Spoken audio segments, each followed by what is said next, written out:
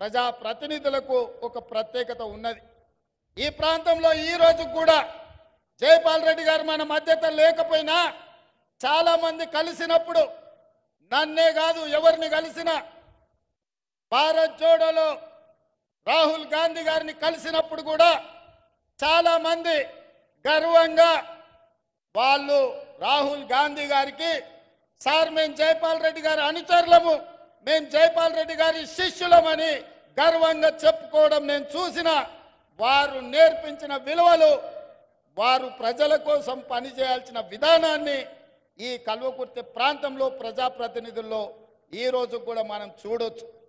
అందుకే మిత్రులారా, ఆ మధ్యకాలంలో కాంగ్రెస్ పార్టీ సీనియర్ నాయకులు తెలంగాణ రాష్ట్రం ఇచ్చినా ఎందుకు 2014లో కాంగ్రెస్ పార్టీ అధికారంలోకి రాలేదు అని నన్ను అడిగాను. నేను ఒక విశ్లేషణ చెప్పిన.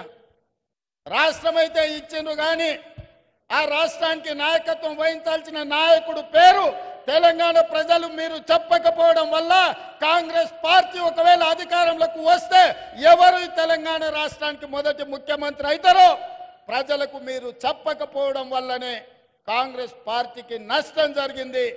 ఒకవేళ 2014లో ఈ తెలంగాణ రాష్ట్రానికి మొదటి ముఖ్యమంత్రిగా కీర్తిశేషులు జైపాల్ రెడ్డి గారిని ప్రకటించి ఈ కల్వకుర్తి అసెంబ్లీ ఎన్నికల్లో వారు పోటీ చేసి ఉంటే తప్పకుండా 2014లో కాంగ్రెస్ పార్టీ అధికారంలోకి వచ్చి ఉండేది.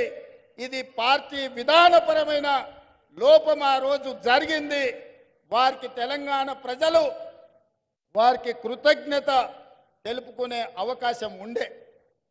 ఎందుకు నేను ఈ మాట ఈ వేదిక మీద నుంచి చెప్తున్నా అంటే ఈ మధ్యకాలంలో 2023 బడ్జెట్ సమావేశాలలో